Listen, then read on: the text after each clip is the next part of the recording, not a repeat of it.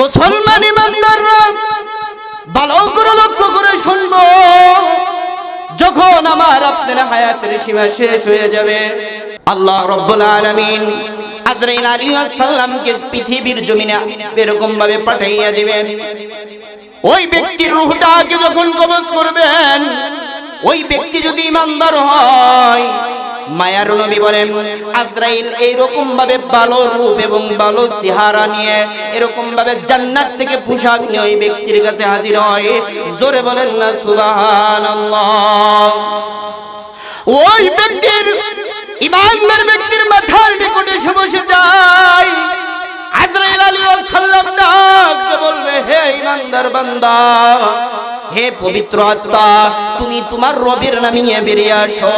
এরকম ভাবে তোমার রবের নামে তুমি এরকম ভাবে বেরিয়ে আসো।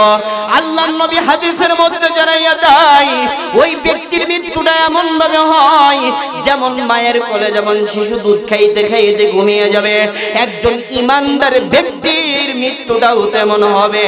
চিল্লায়া বলেন না সুবহানাল্লাহ। শুধু তাই নয়, মায়ার নবী হাদিসের মধ্যে জানাইয়া দেয়, পয়গম্বর যখন দুনিয়া থেকে বিদায় হয়ে যাবেন, আমার নবী হযরত আবু বকরকে ডাক দিয়ে বললেন, হে আবু বকর, একজন ইমানদার ব্যক্তির রূহটাকে যখন আজরাইল কবজ করবে, ফেরেশতারা এই আয়াত কানের মধ্যে তার পড়তে থাকবে, ইয়া আইয়াতুহান নাফসুল মুতমাইন্না ইরজিই ইলা রাব্বিকা রাদিয়াতাম মারদিয়া ফাদখুলি ফি ইবাদি ওয়াদখুলি জান্নাতি।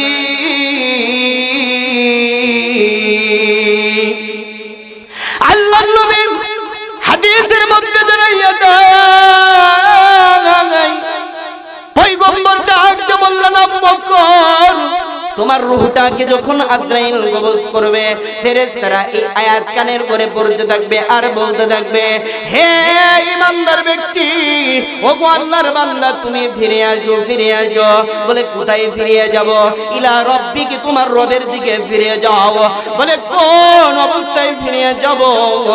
বলে আল্লাহর প্রতি তুমি খুশি, আল্লাহ তোমার প্রতি খুশি।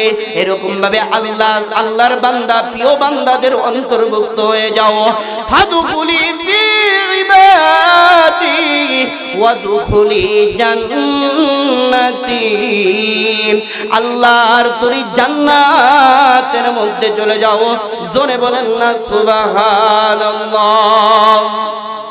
শুধু তাই নয়, পয়গম্বর হাদিসের মধ্যে জানাইয়া দেয়, হে দুনিয়ার মানুষ, তোমরা ভালো করে লক্ষ্য করে শুনিয়া নাও, যখন ইমানদার ব্যক্তির রূহটাকে যখন আজরাইল কবজ করে, এরকম ভাবে আজরাইলের সঙ্গে 500 ফেরেশতা আছে, ওই ফেরেশতাগুলি জান্নাতকে তুলে ধরে এরকম ভাবে ওই ব্যক্তিকে দেখানো হয় আর বলা হয়, ওগো আল্লাহর বান্দা, তুমি যদি আমাদের সঙ্গে যাও তাহলে ওই যে দেখা যায় জান্নাত, ওই জান্নাতের মধ্যে তুমি বসবাস করবে। পয়গম্বর হাদিসের মধ্যে জানাইয়া দেয়, জান্নাতের হুর গিলমান গুলি, জান্নাতের নিয়ামত গুলি যখন ওই ইমানদার ব্যক্তিকে যখন দেখানো হবে, ওই ইমানদার ব্যক্তির এরকম ভাবে মনের মধ্যে আগ্রহ জাগবে, আমি কখনোই জান্নাতের মধ্যে ঢুকবো, কখনোই জান্নাতের নিয়ামত আমি ভোগ করব।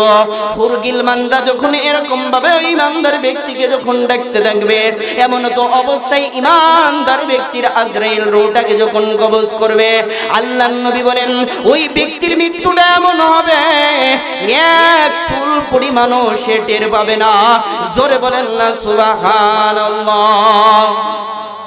আর যদি ওই ব্যক্তি যদি ঈমানদার না হয়ে যদি বেঈমান হয়, দুনিয়ার মধ্যে যদি আল্লাহ তাআলার হুকুম যদি না পালন করে, এরকম ভাবে রাসূলের সুন্নাত মারুন যদি না চলে, 5 ওয়াক্ত নামাজ যদি আদায় না করে, আল্লাহ তাআলা দুনিয়ার জমিনে যেই রকম বিধান দিয়েছে এই বিধানগুলি সে যদি পালন না করে, আল্লাহর নবী হাদিসের মধ্যে জানাইয়া দেয়, ওই ব্যক্তির মৃত্যুটা কেমন হবে তোমরা জানো নি? বলে আজরাইলের ভয়ঙ্কর চেহারা নিয়ে ওই ব্যক্তির কাছে এরকম ভাবে উপস্থিত হবে, এরকম ভাবে জাহান্নাম থেকে জাহান্নামের পোশাক নিয়ে আসবে, এরকম ভাবে জাহান্নাম থেকে জাহান্নামের পোশাক নিয়ে ওই ব্যক্তির কাছে আজরাইল হাজির হবে। শুধু তাই নয়, আজরাইল আলাইহিস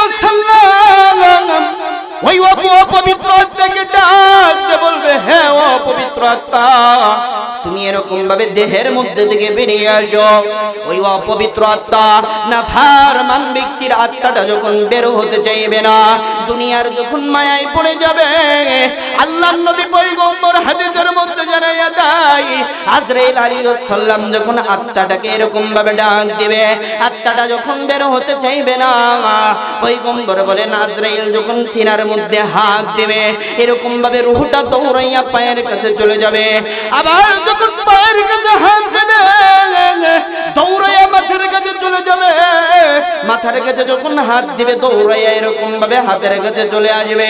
আল্লাহর নবী বলেন হাতের কাছে যখন হাত দিবে, এরকম ভাবে দৌড়াইয়া সিনার মধ্যে চলে আসবে।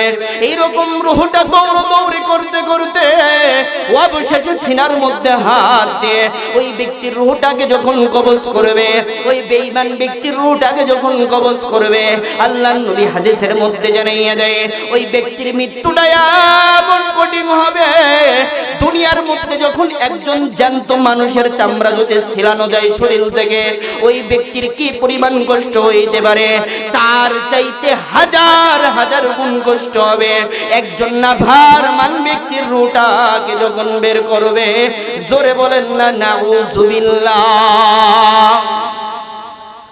তাহলে একজন নাফরমান ব্যক্তির রূহটাকে আজরাইল কেমন করে কবজ করবে?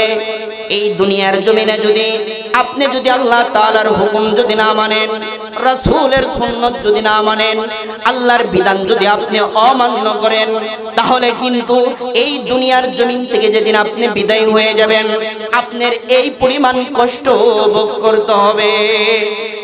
এবার আসুন, যখন কোন ব্যক্তির এরকম ভাবে মৃত্যু হয়ে যাবে, মৃত্যু হওয়ার সঙ্গে সঙ্গে বলেন তো কোথায় নিয়ে যাওয়া হয়? কথা বলেন, কোথায় নিয়ে যাওয়া হয়? ওই ব্যক্তিকে কিন্তু কবরের মধ্যে নিয়ে যাওয়া হবে। কবরে নিয়ে যাওয়ার আগে ওই ব্যক্তিকে কিন্তু গোসল করানো হবে। কথা বলেন ঠিক কিনা? এবার আসুন, যখন ওই ব্যক্তিকে যখন গোসল করানো হবে, ওই ব্যক্তি যদি ঈমানদার হয়, তাহলে ডাকতে বলবে, হে আমার লোক সকল, হে আমার পার্বতীবেশী, আমার পরিবারের লোক সকল, আমাকে তাড়াতাড়ি বিদায় দাও, আমাকে তাড়াতাড়ি এরকম ভাবে কবরের মধ্যে রেখে আসো। ওই কবরটা আমার জন্য শান্তিদায়ক, ওই কবরের মধ্যে আল্লাহ তাআলা শান্তি রেখে দিয়েছে, অতএব আমাকে তাড়াতাড়ি বিদায় দাও, তাড়াতাড়ি আমাকে কবরের মধ্যে দিয়ে আসো। এবার আসুন, যদি ওই ব্যক্তি যদি ঈমানদার না হয়ে যদি বেঈমান হয়, তাহলে ওই ব্যক্তির মৃত্যুর সময় এরকম ভাবে গোসল যখন করানো হয়, ওই ব্যক্তি আমাদেরকে ডেকে ডেকে কি বলতে থাকে? এরকম ভাবে নাফরমান ব্যক্তি দেখবে, আমার স্ত্রী আমার জন্য কান্না করতেছে, আমার সন্তান আমার জন্য কান্না করতেছে, আমার পার্বতীবেশী আমার জন্য কান্না করতেছে, এরকম ভাবে আমার গ্রামবাসী আমার জন্য কান্না করতেছে। ওই নাফরমান ব্যক্তি দৌড়াইয়া মায়ের কাছে চলে যাবে, ডাকতে বলবে, মা, ও মা, তুমি আমার জন্য কেন কান্না করো? এই তো আমি এরকম ভাবে দাঁড়িয়ে আছি, আমারে কেন গোসল করাইতেছো? বুঝেছি আমাকে এরকম ভাবে বিদায় করে দেবে। ও মা, না না, আমারে তুমি গোসল করাইও না, আমারে এরকম ভাবে শেষ বিদায় দিও না, ওই কবরের মধ্যে যদি আমাকে রেখে আসো, আমার না। একটু ভেবে দেখেন, ওই মুহূর্তে আমার আপনার কেমন লাগবে? ওই মুহূর্ত সময় আমার আপনার কেমন কাটবে? কি অবস্থা আমার আপনার হবে? এরকম ভাবে কত কঠিন অবস্থা ওই মুহূর্ত আমার আপনার কাটবে। পয়গম্বর বলেন, ওই ব্যক্তিকে যখন গোসল করাইয়া কবরের মধ্যে রেখে আসবে, এবার আসুন কবরের মধ্যে আমার আপনার অবস্থা কি হবে? কবরের মধ্যে যখন রেখে আসবে, আমরা সকলেই কিন্তু জানি আল্লাহ তাআলার সঙ্গে সঙ্গে ফেরেশতা পাঠিয়ে দেবে। কথা বলেন ঠিক কিনা? ওই ফেরেশতা এসে আমাকে আপনাকে তিনটা প্রশ্ন করবে। এক নম্বর প্রশ্ন করবে, মার রব্বুকা, দুনিয়ার মধ্যে তোমার প্রভু কে ছিল? দুনিয়ার মধ্যে তোমার রব কে ছিল? এরকম ভাবে রবের পরিচয় দাও। দুনিয়ার মধ্যে যদি ঈমানদার হয়, অটোমেটিক জবান দিয়ে বের হয়ে যাবে রব্বি আল্লাহ, দুনিয়ার মধ্যে আমার রব ছিল আমার আল্লাহ। এরকম ভাবে দ্বিতীয় নম্বর প্রশ্ন করবে, ওমান দীনুকা, তোমার ধর্মের পরিচয় দাও। 3 নম্বর প্রশ্ন করবে রহমাতুল লিল আলামিনের পরিচয় দাও। ওই ব্যক্তি যদি ইমানদার হয় তাহলে সঙ্গে সঙ্গে বলবে আমার রব হলো আমার আল্লাহ, আমার দ্বীন হলো ইসলাম, আমার নবী হলো নবী মুহাম্মদুর রাসূলুল্লাহ সাল্লাল্লাহু আলাইহি ওয়াসাল্লাম। যখন এই 3টা প্রশ্নের ইমানদার ব্যক্তি দিয়ে দেবে, আমার আল্লাহ ফেরেশতাকে ডাক দিয়ে বলবে হে ফেরেশতারা, আমার বান্দাকে আর ডিস্টার্ব করিও না, আমার বান্দাকে আর ডিস্টার্ব করিও না, যাও আমার বান্দাকে জান্নাতের মধ্যে পৌঁছাইয়া দাও। আমার বান্দার কবরটা রাখবে এরকম ভাবে জান্নাতের সাথে অ্যাডজাস্ট করিয়া দাও। জোরে বলেন না সুবহানাল্লাহ। এবার আসুন, যদি ইমানদার না হয়ে যদি আমি আপনি বেঈমান হই, দুনিয়ার মধ্যে যদি আল্লাহ তাআলার গোলামি না করে, দুনিয়ার মধ্যে যদি আল্লাহ তাআলার ইবাদত যদি না করে, তাহলে আমার আপনার কবরের মধ্যে কি অবস্থা হবে? ফেরেশতারা প্রশ্ন করবে মার রব্বুকা, বেঈমান ব্যক্তি বলবে লা আদরি লা আদরি, আমি কিছুই জানি না। বলবে তোমার ধর্মের পরিচয় দাও, বলবে আমি কিছুই জানি না। এরকম ভাবে তোমার নবীর পরিচয় দাও, বলবে আমি কিছুই জানি না। পয়গম্বর হাদিসের মধ্যে জানাইয়া দেন, এই 3টা প্রশ্ন যখন বেঈমান ব্যক্তিকে করা হবে, বেঈমান ব্যক্তি যখন উত্তর দিতে পারবে না, আমার আল্লাহ ডাক দিয়ে বলবে এ ফেরেশতারা রে, দুনিয়ার মধ্যে আমার এই বান্দাকে আমি নিয়ামতের কোনো কমতে দিতেছিলাম না। দুনিয়ার মধ্যে আমি আল্লাহ ওর যা কিছু প্রয়োজন আমি আল্লাহ সব কিছু দিয়েছি, কিন্তু আমার হুকুম মানে নাই, আমার বিধান মানে নাই। যা যা আমার আযাব কি ভয়ঙ্কর, তাকে এরকম ভাবে দেখাইয়া দাও। ওই বেঈমান ব্যক্তির কবরের সাথে জাহান্নামের এরকম ভাবে লাগাইয়া দিবে। জোরে বলেন না নাউযুবিল্লাহ। এ মাইকেল ভাই, কি আওয়াজ, একটু আওয়াজ বাড়াইয়া দেন, বক্সের তো কোনো আওয়াজই নাই, আমার তো গলা একদম শেষ হয়ে যাচ্ছে। ব্যাপার কি বক্সের তো এরকম আওয়াজ নাকি? বক্স দেন নাই? আয় আল্লাহ রে, বক্স দেন নাই? তোমার বসার দিন কি আমি বক্স দিবে পরে। আচ্ছা আচ্ছা, কান কি আপনি বক্স দেন? তোমার যা কোন বইতে তাই করো। চোখ জিকির করি লা ইলাহা, জোরে লা ইলাহা, জোরে লা ইলাহা,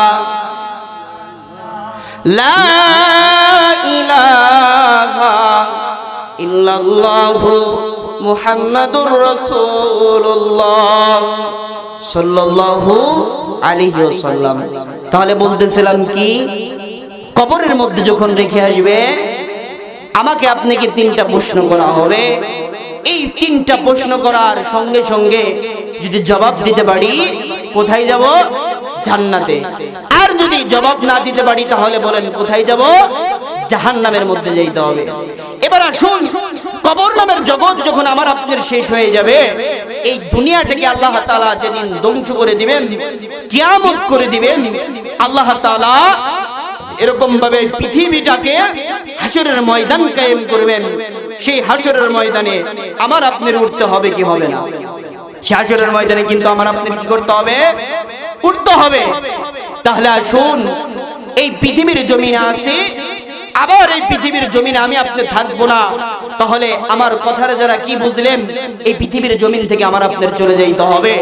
দুনিয়ার মধ্যে যদি ইবাদত করি আমার আপনার শান্তি, আর যদি এরকম ভাবে দুনিয়ার মধ্যে যদি গোলামি না করি তাহলে আমার আপনার কিন্তু কষ্ট ভোগ করতে হবে। কথা বলেন ঠিক কিনা?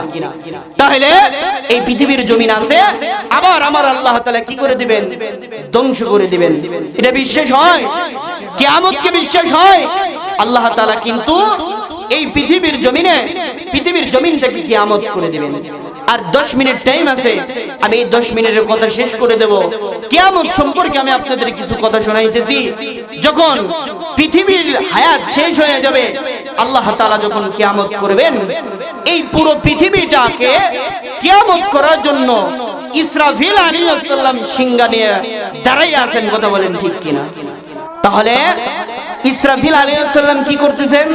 সিংহা নিয়ে দাঁড়াইয়া আছেন। আল্লাহ তাআলা যখন হুকুম করবেন তখন এরকম ভাবে কি করবেন? পৃথিবীর জমিন ধ্বংস হয়ে যাবে। এবার আসুন, আমার আল্লাহ তাআলা ইসরাফিল আলাইহিস সালামকে যখন হুকুম করবেন তখন পৃথিবীটা কেমন করে ধ্বংস করে দিবেন, তাহলে বোঝা গেল পৃথিবীর জমিনে আসি, এক সময় আমি আপনি থাকবো না, এরকম ভাবে আমার আপনার মৃত্যুবরণ করতে হবে। শুধু তাই নয়, পৃথিবীর জমিনে যত মানুষ আছে পৃথিবী এক সময় ধ্বংস হয়ে যাবে। কথা বলেন ঠিক কিনা? সেই পৃথিবী কেমন করে ধ্বংস হবেন? পয়গম্বর হাদিসের মধ্যে জানাইয়া দেয়, ইসরাফিল আলাইহিস সালামকে যখন আমার আল্লাহ হুকুম করবে, আরে ইসরাফিল তুমি সিংহার মধ্যে ফু দিয়ে দাও। ইসরাফিল আলাইহিস সালাম যখন সিংহার মধ্যে সর্বপ্রথম ফু দিবেন, এই পৃথিবীর জমিনটা ভূমিকম্প সৃষ্টি হবে। বলেন কি সৃষ্টি হবে? ভূমিকম্প সৃষ্টি হবে। এরকম ভাবে পৃথিবীর জমিনটা হেলতে থাকবে, দুলতে থাকবে। মানুষগুলো এরকম ভাবে জমিনের দিকে দৌড়াদৌড়ি করতে থাকবে। আমার আল্লাহ ডাক দিয়ে বলবেন, হে ইসরাফিল তুমি দ্বিতীয় নম্বর ফু দিয়ে দাও। আমার আল্লাহ ইসরাফিল আলাইহিস সালামকে যখন এই কথা বলবেন, ইসরাফিল আলাইহিস সালাম যখন দ্বিতীয় নম্বর যখন ফু দিবেন, এই পৃথিবীর জমিনটা ফাটল ধরতে থাকবে, ফাটল ধরতে থাকবে। পৃথিবীর জমিনে যত যত বড় বড় এরকম ভাবে পাহাড়গুলি আছে, পৃথিবীর জমিনে যত যত এরকম ভাবে যত বড় বিল্ডিং গুলি আছে, গাছপালা আছে, সব কিছু এরকম ভাবে তোলার মতন উড়তে থাকবে, এরকম ভাবে তোলার মতন উড়তে থাকবে। মানুষগুলি এরকম ভাবে দৌড়াদৌড়ি করতে থাকবে। পৃথিবীর জমিন এরকম ভাবে ফাটল ধরে এরকম ভাবে ভাগ ভাগ হয়ে যাবে। আল্লাহ তাআলার হুকুমে আসমানগুলি ফেটে ফেটে এরকম ভাবে জমিনের দিকে পড়তে থাকবে। আমার আল্লাহ তাআলা ইসরাফিল আলাইহিস সালামকে ডাক দিয়ে বলবেন, ইসরাফিল এরকম ভাবে দ্বিতীয় নম্বর তুমি ফু দিয়ে দাও। ইসরাফিল আলাইহিস সালাম যখন দ্বিতীয় নম্বর ফু দিয়ে দেবে, মায়ার নবী হাদিসের মধ্যে জানাইয়া দেয়, এই পৃথিবীর জমিনটা কিয়ামত হয়ে এরকম ভাবে হাসরের ময়দান হয়ে যাবে। জোরে বলেন না সুবহানাল্লাহ। আমার আল্লাহ ডাক দিয়ে বলবেন, এ আজরাইল পৃথিবীর জমিন আর কে বেঁচে আছে? আজরাইল আজরাইল আলাইহিস সালাম ডাক দিয়ে বলবে, মানে পৃথিবীর জমিনে যত মানুষ ছিল, আমি আজরাইল আলাইহিস সালাম প্রত্যেকটা মানুষের রূহ কবজ করেছে। আমার আল্লাহ ডাক দিয়ে বলবে, পৃথিবীর জমিনে তাইলে আর কে বেঁচে আছে? আজরাইল আলাইহিস সালাম ডাক দিয়ে বলবে, মানে পৃথিবীর জমিনে শুধু তোমার ফেরেশতাগুলি আছে। আল্লাহ হুকুম করবেন, সব ফেরেশতাকে এরকম ভাবে মেরে ফেলো, সব ফেরেশতার এরকম ভাবে রূহটাকে তুমি কবজ করো। আল্লাহর হুকুমে সব ফেরেশতার রূহটাকে যখন কবজ করে ফেলবে, আমার আল্লাহ ডাক দিয়ে বলবেন, আজরাইল পৃথিবীর জমিনে আর কে বেঁচে আছে? আজরাইল আলাইহিস সালাম ডাক দিয়ে বলবে, মালিক যত মানুষ ছিল প্রত্যেকটা মানুষের রূহ আমি কবজ করে ফেলেছি, যত ফেরেশতা ছিল প্রত্যেকটা ফেরেশতার রূহ আমি কবজ করে ফেলেছি। তবে চারজন ফেরেশতা শুধু বাকি আছে। এরকম ভাবে মিকাইল, ইসরাফিল, এরকম ভাবে জিবরাইল, আমি আজরাইল সহকারে চারজন। আমার আল্লাহ ডাকতে বলবে, আজরাইল ওই তিনজন বড় বড় ফেরেশতাকেও তুমি মেরে ফেলো, তিনজনের রূহটাকেও তুমি কবজ করো। আল্লাহ তাআলা যখন এই হুকুম করবেন, আজরাইল আলাইহিস সালাম এই তিনজন ফেরেশতার রূহটাকে যখন কবজ করে ফেলবেন, আমার আল্লাহ ডাকতে বলবেন, আজরাইল আজরাইল এই পৃথিবীর জমিনে আর কে বেঁচে আছে? কে বেঁচে আছে? আজরাইল ডাকতে বলবে, মালিক ও মালিক এই পৃথিবীর জমিনে আমি আর তুমি ছাড়া কেউ নাই। ওই দিন আজরাইল মনে করবে, আল্লাহ মনে হয় পৃথিবীর জমিনে আমাকে বাঁচাইয়া রাখবে, কিন্তু না। পয়গম্বর হাদিসের মধ্যে জানাইয়া দেয়, এবার আল্লাহ বলবে, আজরাইল তোমার রূহটাকে তুমি নিজেই কবজ করো। মায়ার নবী হাদিসের মধ্যে জানাইয়া দেয়, আজরাইলকে যখন আল্লাহ এই হুকুম করবেন, আজরাইল এরকম ভাবে মৃত্যুর কথা শুনে এত জোরে চিৎকার করবে, আর বলতে থাকবে মালিক আমি যদি জানতাম আমার নিজের রূহটাকে নিজেই কবজ করতে হবে, আমি আজরাইল জীবনেও এই জান কবজের দায়িত্ব নিতাম না। তাহলে বাবুন, যে আজরাইল প্রত্যেকটা মানুষের রূহ কবজ করবে, প্রত্যেকটা ফেরেশতার রূহ কবজ করবে, সেই আজরাইল পর্যন্ত পৃথিবীর জমিনে থাকতে পারবে না। এক সময় তারও মৃত্যুবরণ হয়ে যাবে। আজরাইল আলাইহিস সালাম যখন মৃত্যুবরণ করে ফেলবে, হাসরের ময়দান যখন কায়েম হয়ে যাবে, আমার আল্লাহ এরকম ভাবে হুকুম করবেন, ইসরাফিল আলাইহিস সালাম সর্বপ্রথম ফেরেশতার মধ্যে জীবিত হবেন। বলেন সুবহানাল্লাহ। আমার আল্লাহ ইসরাফিলকে ডাক দিয়ে বলবে, হে ইসরাফিল, তুমি সিংহার মধ্যে আবার ফু দিয়ে দাও। ইসরাফিল আলাইহিস সালাম যখন সিংহার মধ্যে ফু দিয়ে দিবেন, সর্বপ্রথম হাসরের ময়দানে আমার আপনার নবী উঠবেন। জোরে বলেন না সুবহানাল্লাহ। আমার আপনার নবী সর্বপ্রথম হাসরের ময়দানে উঠবেন। এরপরে প্রত্যেকটা নবী রাসূল উঠবেন, প্রত্যেকটা নবীর উম্মতরা পর্যন্ত এরকম ভাবে হাসরের ময়দানে উঠবেন। আজ যেমন মাহফিলের মধ্যে আমরা বসে আছি, কেউ বা দাঁড়াইয়া আছে, কেউ বা চেয়ারের মধ্যে বসে আছে, কেউ বা দাঁড়াইয়া আছে, কেউ বা শুয়ে থাকবে।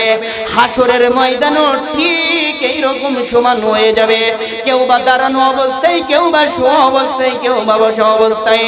ইসরাফিল আলাইহিস সালামের সিংহার ফুর আওয়াজের কারণে প্রত্যেকটা মানুষ হাসরের ময়দানে কাদা মাটি থেকে উঠতে দেখবে।